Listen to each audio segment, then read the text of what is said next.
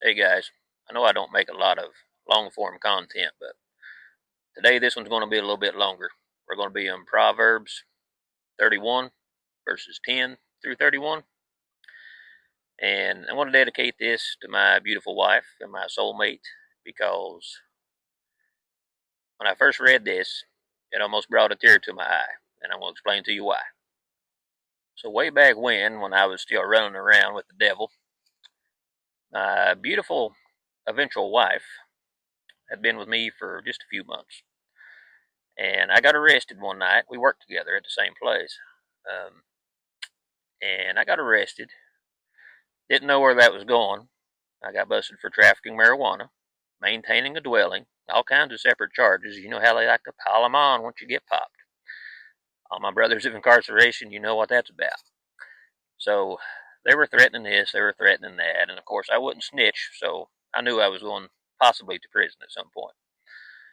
So I could not wait to bond out of jail to go straight and see her. Not that I really cared about going to work. If you're facing prison time, who gives a crap about going back to work? I had to get out. It was killing me. I had to go speak with her. And when I did, and I finally got to her, I said, listen, I don't know where this is going. I don't know how bad it's going to be. I don't know how much prison time I'm facing. But right now is your chance to go. No hard feelings, no anything. I don't want to put you through this. She was almost insulted.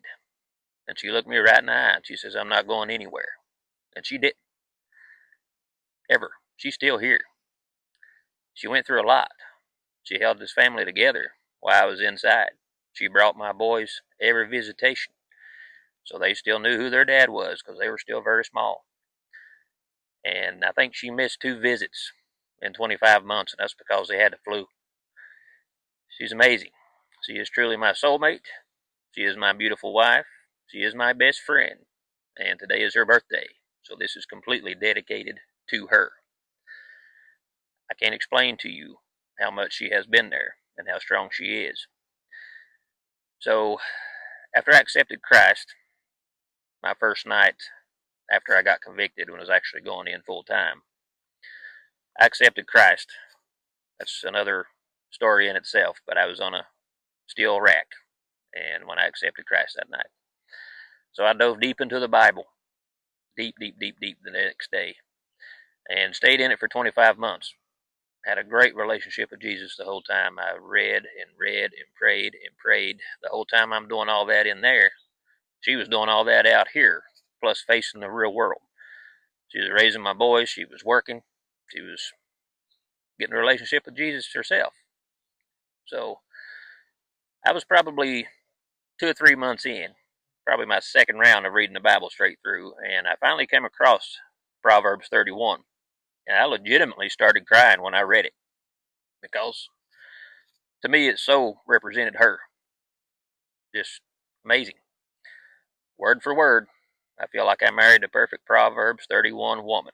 And I highly suggest, if you haven't found your soulmate, you start looking for these characteristics for a Proverbs 31 woman.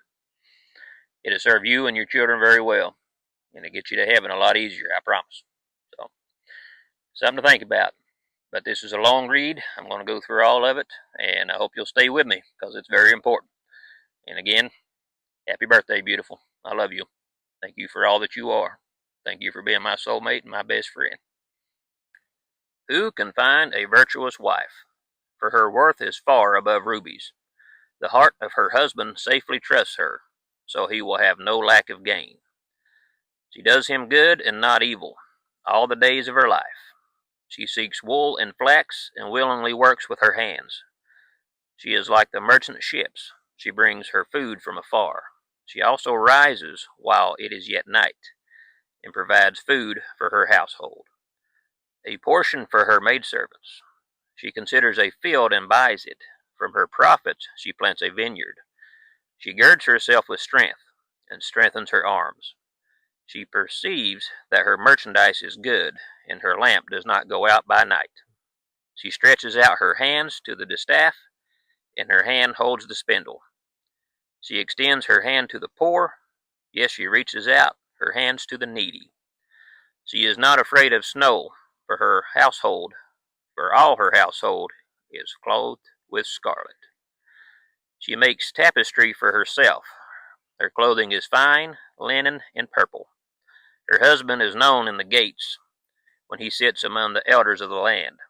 She makes linen garments and sells them, and supplies sashes for the merchants. Strength and honor are her clothing. She shall rejoice in time to come.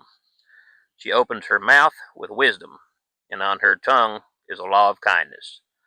She watches over the ways of her household, and does not eat the bread of idleness. Her children rise up and call her blessed. Her husband also, and he praises her. Many daughters have done well, but you excel them all. Charm is deceitful, and beauty is passing, but a woman who fears the Lord, she shall be praised. Give her of the fruit of her hands, and let her own works praise her in the gates. Subscribe for more. Talk to Jesus.